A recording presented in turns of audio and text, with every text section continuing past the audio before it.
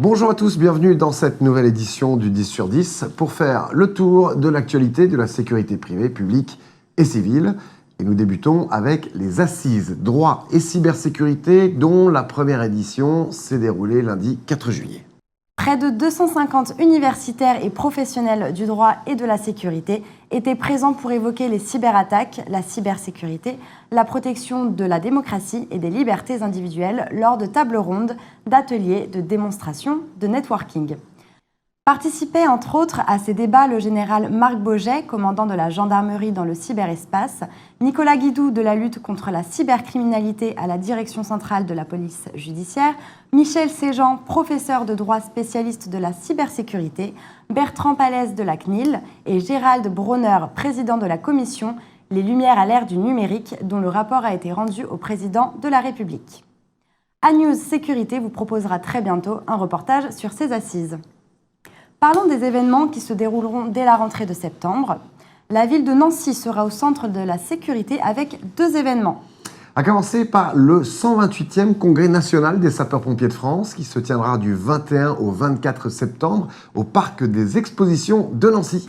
Il sera à la fois un salon professionnel et un lieu d'avancée de la réflexion sur le modèle français de sécurité civile, mais aussi un temps d'échange précieux avec la population, les industries, les élus et bien sûr l'occasion de rassembler les sapeurs-pompiers eux-mêmes venus des 4 coins de France pour partager les savoir-faire techniques et professionnels. Cela sera donc un moment unique pour les entreprises du milieu de la sécurité civile et de la sécurité intérieure pour échanger, exposer le progrès et les avancées technologiques du savoir-faire français et européen. Le grand public pourra également découvrir l'univers des sapeurs-pompiers, notamment grâce à la plus grande caserne de France. Elle aura pour but de reproduire la vie dans une caserne de sapeurs-pompiers, dispositif qui sera complété par de très nombreuses actions de prévention et des démonstrations. Le deuxième événement se déroulant à Nancy en septembre, c'est le Forum Aditel, dont l'édition sera tournée vers les évolutions comportementales liées au Covid. Oui, la 31e édition du Forum de l'Association des utilisateurs interbancaires de télésurveillance se déroulera les 29 et 30 septembre au Centre des congrès Prouvé de Nancy, avec effectivement des échanges sur les évolutions liées à l'aménagement du travail suite au Covid. Le jeudi, Martial You, rédacteur en chef économie à RTL, développera le sujet de l'incidence de l'évolution des comportements sociétaux sur les banques et les métiers de la sécurité. Il abordera les échanges à distance basés sur l'utilisation des technologies qui encouragent l'émergence des fintech et amènent les banques à faire évoluer leur réseau. Le vendredi, la table ronde portera sur l'évolution comportementale, les nouvelles organisations et leurs impacts sur les métiers de la sécurité bancaire. Jean-Marie Allourand de chez BNP Paribas, Éric Vouilminot de la Fédération bancaire française, Sylvain Lemoine de Nexecure et l'avocat Emmanuel Val du cabinet Lexing Alain Bensoussan échangeront pour savoir si le modèle classique de la banque sera bouleversé par l'évolution de la société et par la révolution digitale dans un futur proche. Les inscriptions aux Oscars de la FFMI bientôt clôturées. C'est effectivement, Eva, les derniers jours d'inscription à l'édition 2022 des Oscars de la FFMI, puisque vous avez jusqu'au 31 juillet pour envoyer vos candidatures. Rappelons que ces trophées récompensent depuis plus de 20 ans une entreprise, un site ou une équipe qui s'est montrée particulièrement remarquable au titre de ses réalisations en matière de sécurité incendie.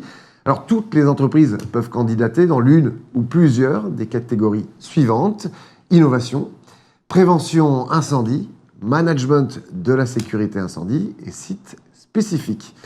Un jury se réunira pour sélectionner les lauréats en septembre et la remise des prix sera effectuée lors d'une soirée organisée au mois de novembre. Inscription sur le site de la FFMI qui s'affiche sur votre écran.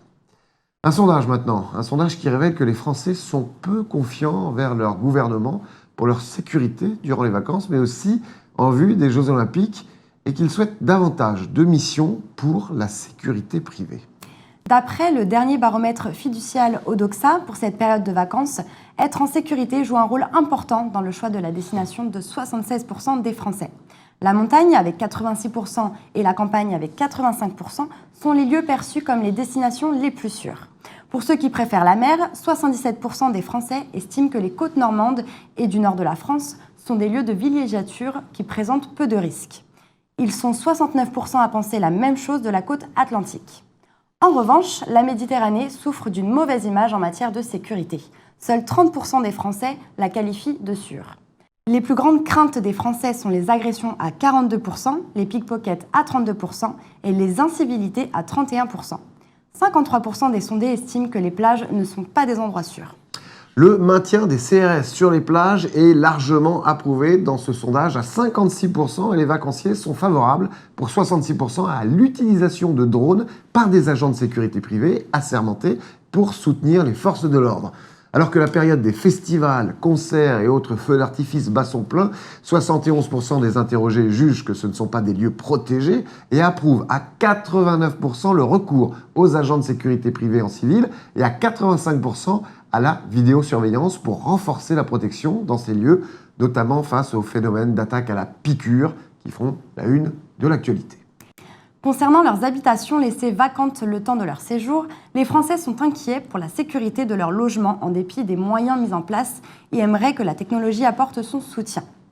63% aimeraient que des drones téléguidés par des agents de sécurité privés assermentés puissent surveiller leur domicile et 66% souhaitent l'utilisation de cette technologie par les municipalités pour surveiller l'ensemble de leur ville. 59% des Français n'ont pas confiance dans le gouvernement pour assurer la sécurité lors de la Coupe du monde de rugby et les Jeux olympiques de Paris. Le cas cyber du siècle s'est déroulé en Chine. Oui, un hacker chinois affirme avoir piraté 1 milliard de données personnelles de ses concitoyens.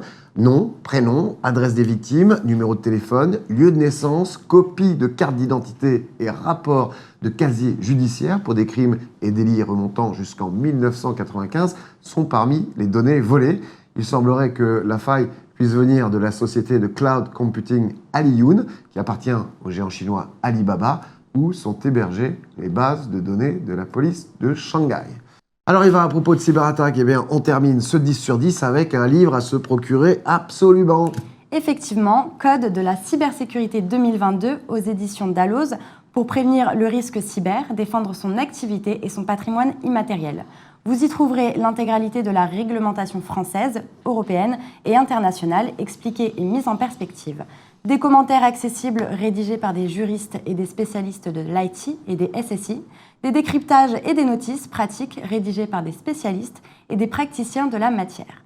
Divisé en 3 parties, sécurité des systèmes d'information, lutte contre la cybercriminalité, cyberdéfense. Cette édition est réalisée sous la direction scientifique de Michel Séjean, professeur des universités en droit privé et sciences criminelles et avec le concours du général Vatin-Augoire. Voilà, c'était la dernière édition de ce 10 sur 10 avant les vacances. Nous vous souhaitons un très bel été, d'excellentes vacances. Et on se retrouve bien entendu au mois de septembre. En attendant, découvrez toutes nos dernières émissions sur la sécurité globale, sur le site à News Sécurité qui s'affiche. Bonnes vacances à tous. Bonnes vacances Eva. Bonnes vacances.